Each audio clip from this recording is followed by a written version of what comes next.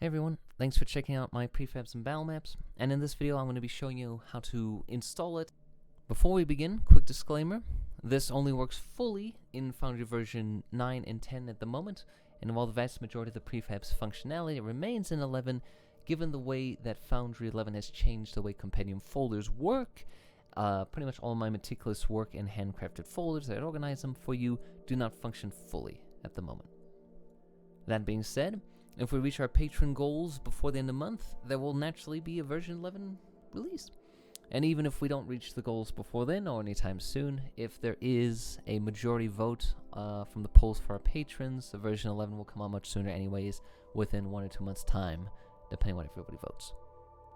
Alrighty, part 1 here of all 3 steps. Number 1 is download all the modules. They are listed down in the description. These are all Foundry modules. I will list all the mandatory first. Those would be token attacher, drag upload, compendium folders, better roofs, levels, and wall height. In order to get those Foundry modules, the easiest way to do that is to go to your Foundry launch page within Forge. Then you're going to go to Return to Setup. Once in Return to Setup, you'll go to the far right to add on modules. Then you'll say Install Module. Once that's finally loaded, go to the top right and search for the modules you need.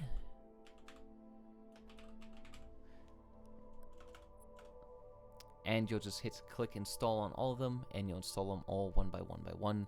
If they've installed properly, you will see them install here, and once that's done, you're going to go back to Game World and launch the world that you were initially working on.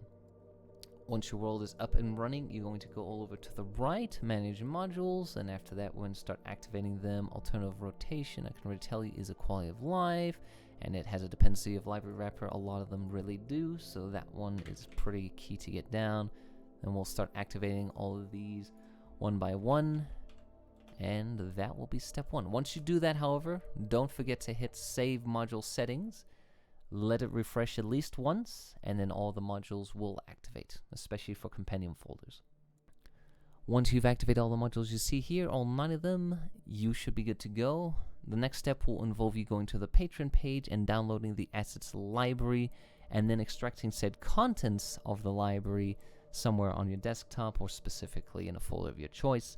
There within it should say Forge Asset Library. You'll have 2 folders specifically, Drag Upload and Maps. Once we have those ready to go, we've got to go back to the Forge. Then navigate to your Assets Library.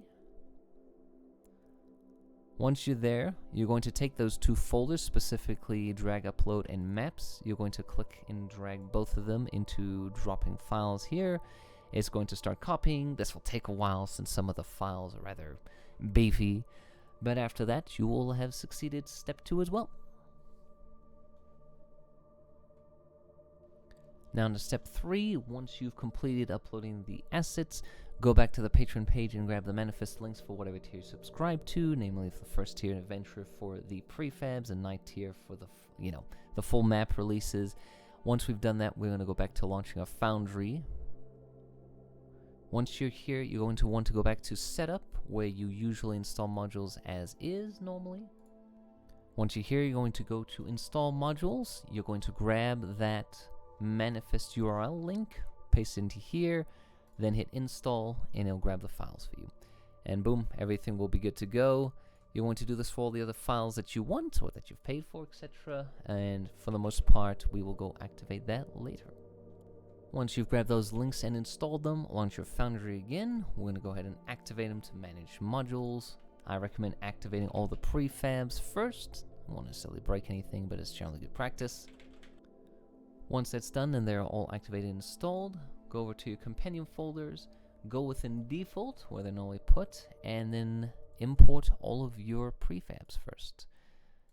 The prefabs compared to the scenes will take some time, so just let that finish. One thing I should mention, when you finish importing all the maps too, or you go click here to import, all the scenes, whether it's ones you've made yourselves or the ones that are prearranged, all need to have a grid size of 200 ppi as the assets have been scaled to that specific size. And that's pretty much it. After that, you have everything set and good to go. What I'm going to go over now is a little bit of the elements you need to make the most out of it and how to edit it for the future, and I'm going to go over how to make your own tokens if you want them to, that you can edit with the assets that exist now. So if we take a look at this one, despite the fact that we can manipulate with shift and control for turning and even alternative rotation, if I go into the actual tile controls, I can't actually edit any of these. In order to actually do that, we're going to go over to the top right for Compendium Packs within the default folder. Under example macros by token attacher, you're going to want to find the toggle quick edit mode.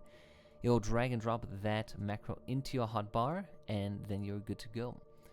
Now, when we go back to our tiles and we hit that macro, and it'll show up with a little edit there, we can actually now go ahead and edit these freely as we see fit. And then whenever we exit out, it will maintain that change. So, if we end up wanting to make our own, or we make it in a change that we like, somehow we say we like this one, what we can do with that by comparison, or rather, to make another one, is go up into your access directory, top right. Then you'll find this control token, or in a different section. You'll duplicate it. We'll give it a different name. We'll just call it bush cluster 1x1, and we'll call it version 4. Boom. Now what you'll want to do is you'll want to open up its actor menu. Then you'll select this token, specifically the one you want to change. You'll go to prototype token and you'll say assign token. And then when you drag this one out, it will have all the changes you made to this one. And now you have a token of your own that you've edited and changed. Alright, and that's everything. Thank you all so much for your support and for checking out these prefabs. The Patreon is live at the moment, and if you are currently a patron, there's a live poll at the moment that allows you to vote for the next theme of assets we'll be releasing for the maps and for the prefabs both. And if you want to see more of what you can do with these prefabs, check out the other demonstration videos on this channel.